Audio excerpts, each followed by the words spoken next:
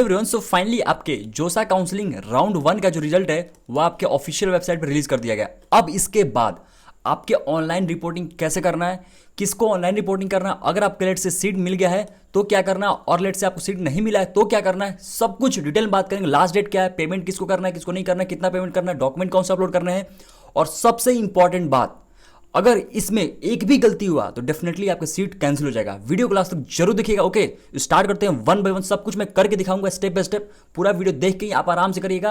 और एक और चीज मैं बताता हूं, इसका लास्ट डेट जो है आपका 26 आपके कह लो कि जून है। ओके, उससे पहले आप जो है अपना सारा ऑनलाइन रिपोर्टिंग कर सकते हो। ओके, जिनको भी सीट मिला है सब कुछ स्टार्ट करते हैं, लेकिन उससे पहले इंपॉर्टेंट इन्फॉर्मेशन, जो लोग भी सीसैप काउंसलिंग सपोर्ट अभी तक नहीं ज्वाइन किए और आप जोसा काउंसलिंग कर रहे हो, जोसा काउंसलिंग बाद आपकी नीचे रैंक तक आप कह लो कि डेफिनेटली सीसैप में बेटर कॉलेज मिलते हैं। बेटर कॉलेज के लिए आप सीसैप काउंसलिंग सपोर्ट जरूर ज्वाइन करिए, क्योंकि सीसैप काउंसलिंग में ऑफकोर्स जो रैंक क्लोज गया आपके जोसा काउंसलिंग में उससे नीचे ही कट ऑफ जाते हैं, ताकि आपको बेस्ट से बेस्ट कॉलेज मिले। जो भी आपके जोसा मिल रहे हैं या फिर जोसा में आप कॉलेज नहीं मिल रहा है तो सीसैप में ऑफकोर्स काफी लो रैंक तक कट ऑफ जाते हैं। ओके, तो डेफिनेटली आप करते हैं वन बाय वन। नीचे मैंने डिस्क्रिप्शन में लिंक शेयर कर दिया, वहां जाकर ज्वाइन कर सकते हो। मैंने 2 दिन के लिए ओपन किया था बट वो क्लोज हो गया था कंप्लीटली। ओके, बट काफी लोगों का रिक्वेस्ट है तो मैंने 2 डेज के लिए फिर से विंडो ओपन किया। ओके, स्पेशली उन लोगों का रिक्वेस्ट है जो ऑलरेडी जोसा काउंसलिंग मेरे पास ज्वाइन किए थे। ओके, तो जो लोग अभी तक नहीं ज्वाइन किए, डिस्क्रिप्शन में लिंक है, जल्दी ज्वाइन कर लीजिए, अदरवाइज आपके रैंक पे बेस्ट कॉलेज कौन सा मिलेगा सब कुछ मिस हो जाएगा। ओके, तो स्टार्ट करते हैं। देखो, पहली बात, जब लॉगिन करोगे तो आपको यहाँ पे सीट अलॉटमेंट लेटर ऐसे दिखेगा,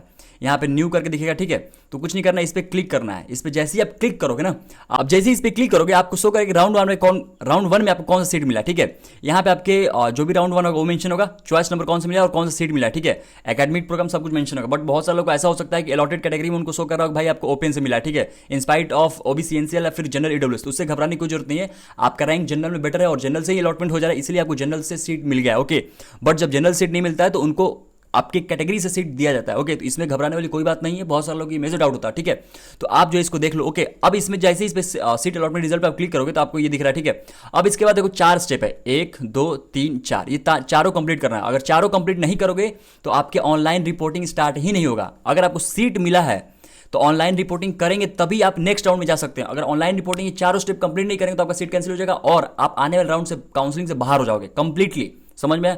और जिनको मान लेते हैं सीट अभी तक नहीं मिला है, अब जैसे मान लेते हैं राउंड 1 में आप इस पे क्लिक करोगे आपको कोई सीट अलॉटेड नहीं शो करेगा। ठीक है, तो इन दैट केस उसमें आपको कुछ भी नहीं करना है, आपको ये सारा कुछ डाउनलोड करने कुछ ऑप्शन ही नहीं आएगा, तो आपको बस सेकंड राउंड का वेट करना है। ठीक है, तो आपको बात ये समझ में आ गया। अब इसमें सीट अलॉटमेंट रिजल्ट आपने ये देख लिया। ठीक है, अब क्या करना है, आपको इस पे क्लिक करना है, download initial seat allotment intimation slip, मतलब सीट अलॉटमेंट लेटर आपको डाउनलोड करना है। जैसे इस पे क्लिक करोगे आपको कुछ इस तरीके से दिख जाएगा। ठीक है, यहाँ पे इस पे print initial seat allotment intimation letter slip, जो इस पे क्लिक करिए आपका क्या होगा, जो भी सीट अलॉटमेंट हुआ है वो सब कुछ प्रिंट हो जाएगा। ठीक है, अब इसमें कौन कौन से डॉक्यूमेंट अपलोड करने हैं मैं बताता हूं आपके। यहां पे आपके डॉक्यूमेंट जो अपलोड करने हैं, 10th के मार्कशीट अपलोड करना है। ठीक है, जो कि डेट ऑफ बर्थ के लिए यूज होता है। ठीक है, 12th के मार्कशीट अपलोड करना है, अगर मान लेते अगर कोई कैटेगरी तो कैटेगरी अपलोड करना, और स्टेट कोड ऑफ एलिजिबिलिटी, इसमें सबसे ज्यादा डाउट होता है, उसमें सबसे ज्यादा लोग का डाउट होता है, उसमें क्या करना है आपको 12th का मार्कशीट ही अपलोड करना। बहुत सारे लोग कंफ्यूज होते हैं क्या मेरे को पासिंग सर्टिफिकेट चाहिए क्या? नहीं चाहिए, बिल्कुल भी नहीं चाहिए।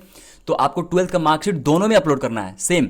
और नेक्स्ट क्या है, मेडिकल सर्टिफिकेट। अगर मान लेते कोई क्वेरी रेज होता है तो हो सकता है आपको एफिडेविट या फिर आपके कोई और भी रिक्वायर्ड डॉक्यूमेंट सबमिट करना हो तो वो लोग बताएंगे। ठीक है, तो स्टार्ट करते हैं वन बाय वन। ओके, तो इसके बाद क्या, जैसे आप इसको प्रिंट कर लोगे ना, उसके बाद आप विलिंगनेस सबमिशन पे क्लिक करोगे। ठीक है, जैसे इस पे आपको ये नेक्स्ट विंडो ओपन हो जाएगा। ठीक है, यहाँ पे आपको सिलेक्ट विलिंगनेस में 3 ऑप्शन शो करेगा। ओके, तो एक फ्लोट है, एक स्लाइड है और एक फ्रीज है। तो आपको क्या करना है, अगर जो भी आपको मान लेते हैं सीट मिला है, ठीक है, अगर वो आप सीट से मतलब खुश हो, मतलब कि आप हैप्पी हो भाई मेरे को ये सीट चाहिए, इसके अलावा और कोई और नहीं चाहिए, और आप काउंसलिंग में नेक्स्ट में पार्टिसिपेट नहीं करना चाहते हो, तो उस केस में आप फ्री सिलेक्ट कर दो। ठीक है, ये वाला समझ में आया। अब लेकिन इसके अलावा जैसे मान लेते हैं आप चाहते हो कि मेरा जो सीट मिला है ना वो मेरे को कंफर्म हो जाए। ठीक है, मतलब कि वो कंफर्म रहे आपके पास और आप आने वाले राउंड में नेक्स्ट राउंड में पार्टिसिपेट करना चाहते हो। जैसे मान लेते हैं आप 10th नंबर चॉइस मिल गया, तो ऊपर आपने बेटर फिल किया होगा ना, तो आपको चाहिए कि भाई मेरे को उससे बेटर चॉइस मिले, मतलब 9वें नंबर चॉइस मिल जाए या फिर 5th नंबर चॉइस मिल जाए आने वाले राउंड में। तो उस केस में आपको क्या करना है, फ्लोट सिलेक्ट करना है। मतलब सबसे सेफर साइड क्या है, फ्लोट। आपको फ्लोट ही सिलेक्ट करना चाहिए, मैं सबको रिकमेंड करूंगा। और स्लाइड बेसिकली अगर आप मान लेते हैं कि कुछ ऐसा मान लेते हैं चॉइस फिलिंग में गलती कर दिया है, ताकि ऊपर में कोई बेकार कॉलेज है, तो अगर आपको अभी जो मिला है आप चाहते हो कि भाई इसी में मेरे को कोई बेटर कॉलेज बेटर ब्रांच मिल जाए सेम कॉलेज में, ब्रांच अपग्रेडेशन, तो उसके में आप स्लाइड चूज करोगे। ठीक है, और डेफिनेटली आप जो भी अगर अभी गलती की होगी चॉइस फिलिंग में, ठीक है, उसको आप सही कर सकते हो सीसैप काउंसलिंग में। उसके लिए मैं बोलूंगा आप सीसैप काउंसलिंग सपोर्ट जरूर ज्वाइन करें, डिस्क्रिप्शन में लिंक है। 2 दिनों के लिए ओपन है, इसके बाद कंप्लीटली क्लोज जाएगा। बहुत सारे लोगों का रिक्वेस्ट था, काफी सारे लोग ऑलरेडी मैसेज किए थे। ठीक है, तो उन लोग के लिए मैंने दोबारा से ओपन किया है तो जल्दी से ज्वाइन कर लीजिए, ठीक है। अब इसके बाद जब विलिंगनेस सबमिट कर लोगे आप, यहाँ पे आप जैसे ही सेलेक्ट करोगे, ठीक, इसी आप अपलोड पे क्लिक करोगे ना, यहाँ पे आपको अपना पासवर्ड टाइप करने को आएगा, ठीक है। मतलब जो भी आपका लॉगिन पासवर्ड है ना, वो आप पासवर्ड डालिए और फिर उसके बाद ओटीपी आएगा, मतलब या तो मोबाइल नंबर या फिर जीमेल पे आपके यहाँ पे ओटीपी डालना होगा, और ओटीपी डाल के यहाँ पे सबमिट कर देना अपना विलिंगनेस, ठीक है। और सबसे इंपॉर्टेंट बात, बहुत सारे लोग पूछते हैं भैया क्या मेरे को आज ही करना है, मतलब कि हमको क्या कल कर सकते हैं क्या, या फिर 2 दिन बाद कर सकते हैं, 3 दिन बाद कर सकते हैं। अगर देखो भाई आपका डॉक्यूमेंट रेडी है, फी पेमेंट सब कुछ अरेंज हो चुका है, तो एज सुन एज पॉसिबल कर दो, क्योंकि आपको वेरिफिकेशन हो जाएगा।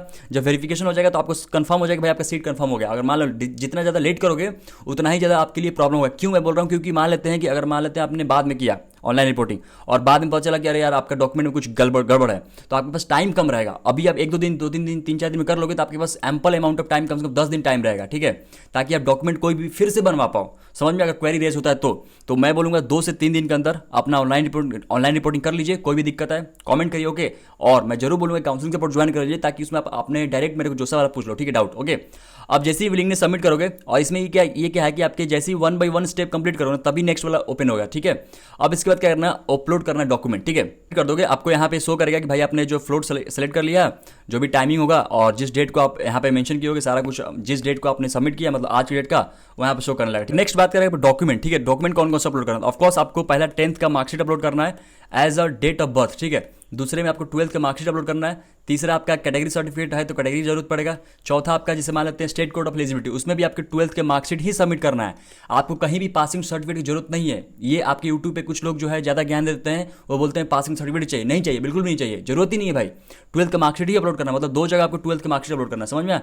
5वां डॉक्यूमेंट आपके मेडिकल सर्टिफिकेट चाहिए, ठीक है। अब लेट से इसके बाद मान लेते हैं अगर मान लेते हैं 12th का मार्कशीट ओरिजिनल नहीं है, तो आप यहाँ पे डिजी लॉकर से फेच कर सकते हो, या फिर आप डिजी लॉकर से डाउनलोड करके भी अपलोड कर सकते हो, या फिर कोई इंप्रूवमेंट दिया है तो सारे मर्ज करके अपलोड करो, ठीक है, एक ही पीडीएफ में। या फिर अगर मान लेते हैं आपके रिजल्ट नहीं आया है और डिजी लॉकर में भी नहीं है, तो इन दैट केस आप क्या करो, आप इलेक्ट्रॉनिक वाला जो भी आपके रिजल्ट उसको प्रिंसिपल से काउंटर साइन करा के अपलोड कर दो। आपके पास काफ़ी सारा टाइम है। तो आई होप आपको ये सब कुछ समझ में आ गया होगा। अब इसके बाद क्या करना है, आपको सीट एक्सेप्टेंस फी पे करना है, ठीक है। अब नेक्स्ट स्टेप, सारा डॉक्यूमेंट अपलोड कर लोगे, इस पर चेक करना है और सेव एंड नेक्स्ट पे क्लिक कर देना, ठीक है। और क्या आपका सीट एक्सेप्टेंस फी पेमेंट।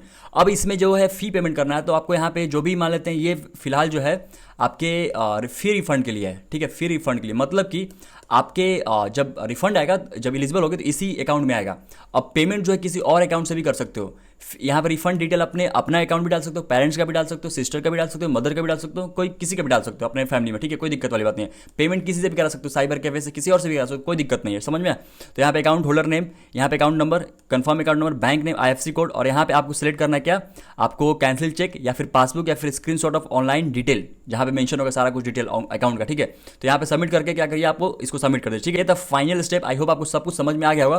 कोई भी डाउट हो कमेंट जरूर करिए और काउंसलिंग सपोर्ट जरूर ज्वाइन करिए, ताकि आपको अच्छे से सपोर्ट मिले CCF काउंसलिंग का, ओके। So thank you.